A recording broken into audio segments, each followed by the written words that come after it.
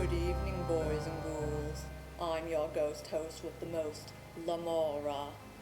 Tonight's tale of terror comes from an unknown master of horror and close personal friend of mine, Lindsay Denniberg. This monster piece of cinema might literally scare you to death.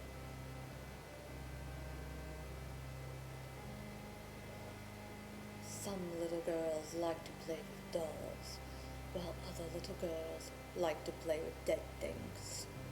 One little girl in particular loved to play with dead things so much, she herself wanted to become a dead thing.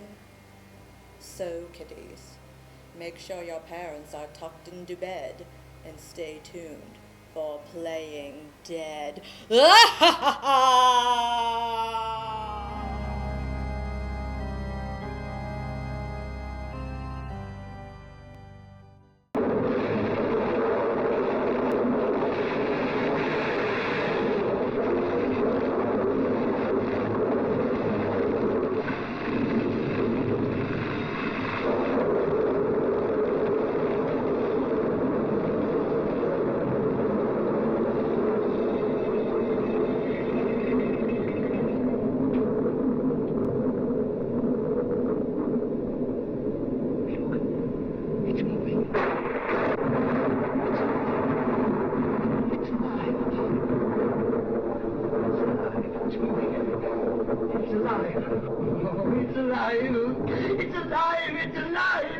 It's alive! Oh, in the name of God! Now I know what it feels like to be God!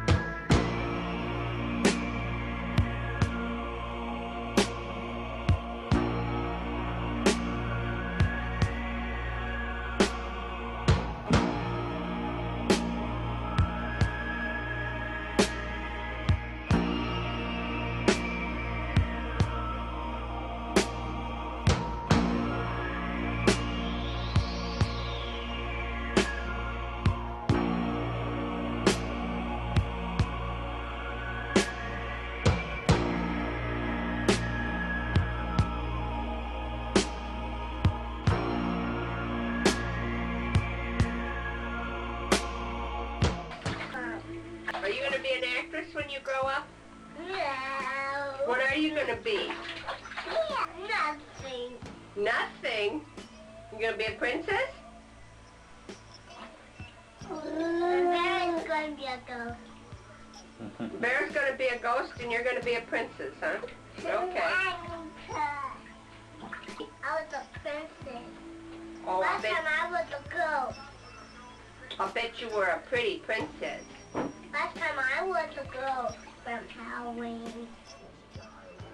Lindsay, where are you? I realized I had been cute things, like princesses and ballerinas and everything up until like the age of 5, and then something happened, and I think it was when I realized, I was gonna die. I was like sitting in my room, all of a sudden it just hit me like I was gonna die, and I just started crying, and like it was very bizarre being surrounded like all these pink things and unicorns and glitter and mermaids, and I'm crying, realizing I'm gonna die, and I think I remember my parents coming in and comforting me, and them just having to be like, yeah, we're sorry, that's what's gonna happen, and but it's not gonna happen for a long time or something like that, whatever they needed to say to, soften the blow. And then like after that, I think that's like when I started like, I want to be scary things for Halloween. I want to be a witch, or I want to be, a ghoul, and then um, I'm like, you know what? I think it was a weird test I did to myself, and I was probably like 10 or something. I'm like, I want to be something nice this year. I'll be Cinderella, you know, like, and that's when I started gaining weight and everything. So I'm like, I'm gonna try to make myself beautiful, you know, and I'll do it like with Cinderella this time. And I'm Cinderella, and it was like, I was so just pissed off, like trick-or-treating, like no one was scared of me. No one was like, oh, awesome costume, you're so scary. Ooh, you know, like, I'm so scared of you. Like, no one's scared of Cinderella, you know. And so I was just kind of bummed, and then my dad was Dracula, and he was getting all the attention, and I'm just like, I want to be Dracula. It's not fair, you know, and that was probably the most I ever wanted to be like my dad and follow in his footsteps, like, you know, I want to be Dracula too. I am Dracula.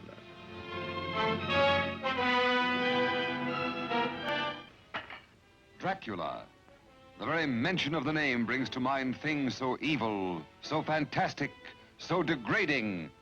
You wonder if it isn't all a dream, a nightmare. But no, this is no dream. This is Dracula, the original terrifying story of a maniac and a man who lived after death, lived on human blood, took the form of a vampire bat, and lured innocent girls to a fate truly worse than death. We have a special treat this evening. The the collaborator to the film Playing Dead, we have on the line from the beyond. Hello, Christopher. Hello. You play the entity that will bear some bad news, I hear. Would you care to elaborate on that? Yes, I play myself, maybe myself, or at least someone that's close to Lindsay that has to call her and tell her that her parents have died. What is the reasoning behind that? I think it's something to do with her trying to reenact and give, I guess, any degree of reality to something that she imagines, you know, and is frightened of, like, something that's so horrible to her that she can't even really conceive of what the reality of that would be like, you know, because by its very nature, it's like hearing something that's so horrible that is horrible because you can't conceive of how you would react after that, you know, like that's the nature of it. But I think with the images or the scenes, the death scenes that were that she shot, I think maybe with that she was, you know, externalizing those things and acting them out and kind of giving them you know, a reality, and at the same time, you know, simultaneously she's seeing how they are completely fictitious, you know what I mean, and something that couldn't be experienced and something that, you know, is not attainable, you know, or something that it's just not reality. We must get back to the show, so until then, Christopher, we'll see you soon. All right, well, thank you very much, and have a pleasant screams. You as well.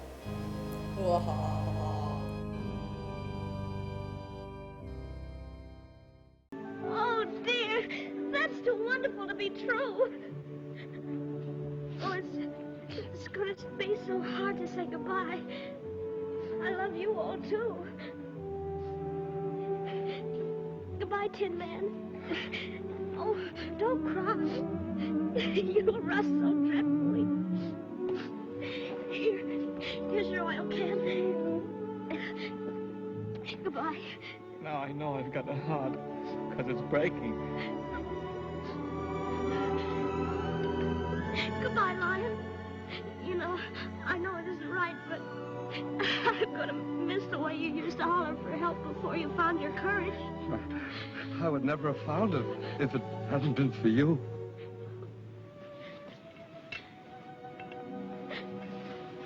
I think I'll miss you most of all. Then close your eyes and tap your heels together 3 times. And think to yourself, there's no place like home. There's no place like home. There's no place like home. There's no place like home. There's no place There's no place like home.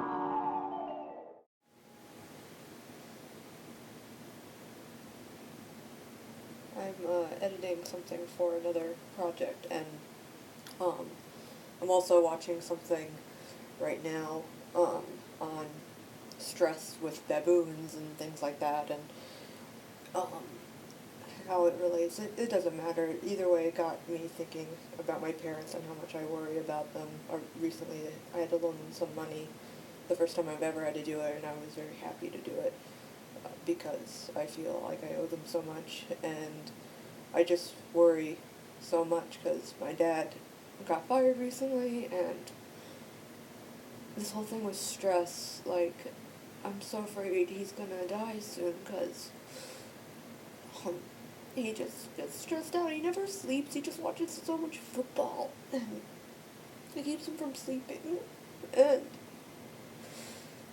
I just feel like he's gonna die, and, like, he is gonna die, but, like, soon, and I can't handle it, and I just figured I should record this now, because at that instance, it made me think of the image of receiving the phone call that one of my parents died, so it doesn't make sense because I'm already crying, but we can jump cut, I guess.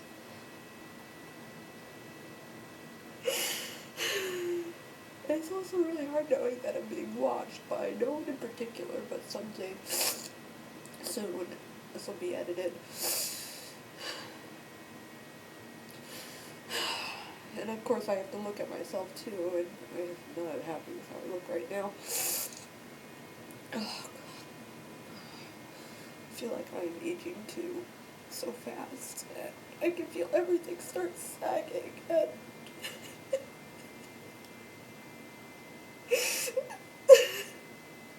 oh God, I feel like such a drama queen right now. I just found out that your parents had an accident, and they didn't make it. They're dead.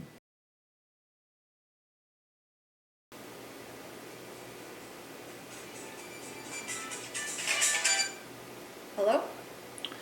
Hey, Lindsay, it's Chris. Hey. What's Hey. up? Oh, nothing. Actually, are you alone? Yeah. Okay. Is everything okay? I just want you to maybe, like, sit down or something, because there's something I need to tell you that I don't want you to, that you're probably gonna get pretty upset if I tell you. Okay, I'm fine. Yeah, I'm sitting down. I just found out that your parents had an accident, and they didn't make it.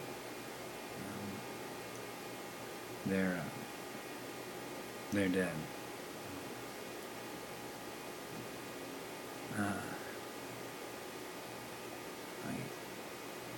I don't know. I don't know what to say.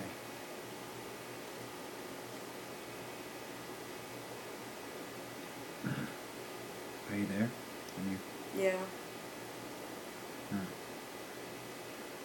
It was a car accident. It was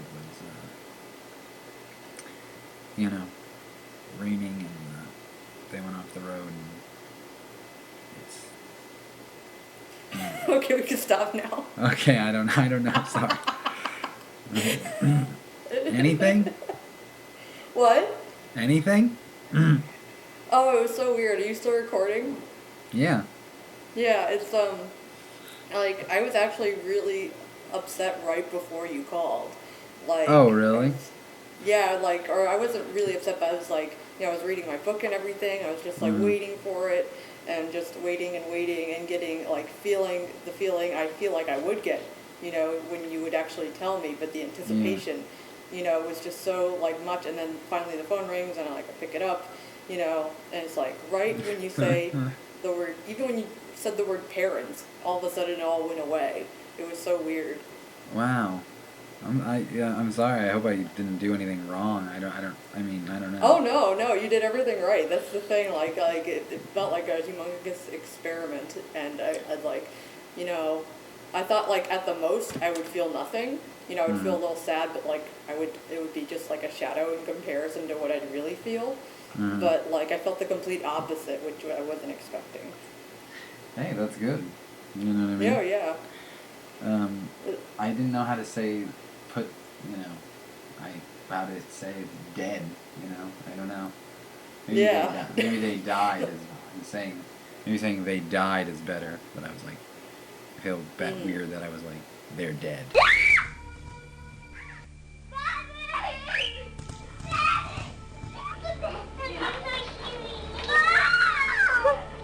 Help! You're protected here, don't worry. The movie monster won't get you. Ha ha ha. It's VCR Mommy on the loose.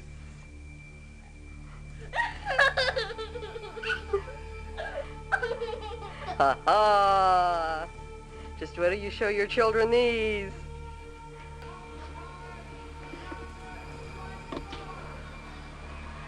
Aha, gotcha.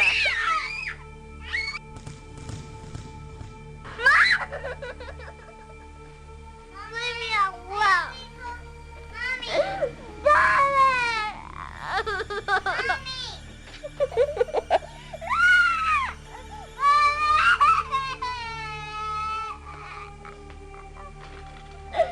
Stop it, Mommy.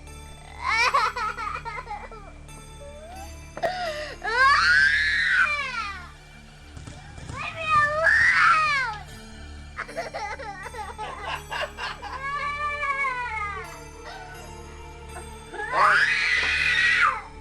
Let's hear you scream louder, Lindsay. Come on, louder.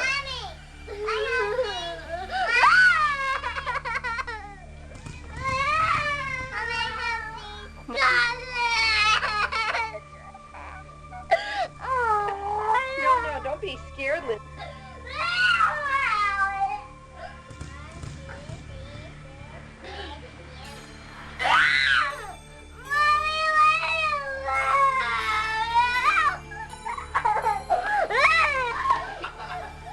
You cannot escape, Lindsay. Won't do any good hiding behind me. Here, Mommy, get a good shot. Okay. Here, let me zoom in on her.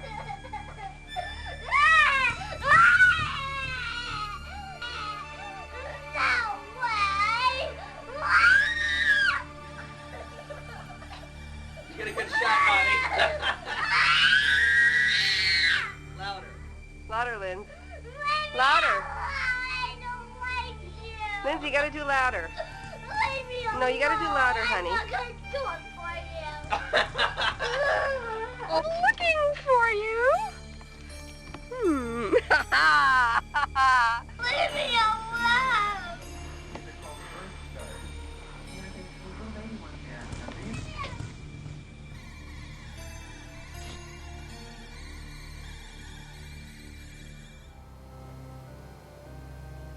What a ghastly ending. I did not see that one coming.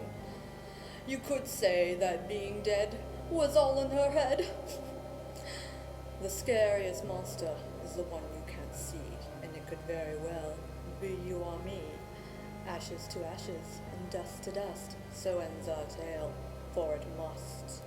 So if the dead come out to play, remember these last words I say. There's no place like home. There's no place like home. There's no place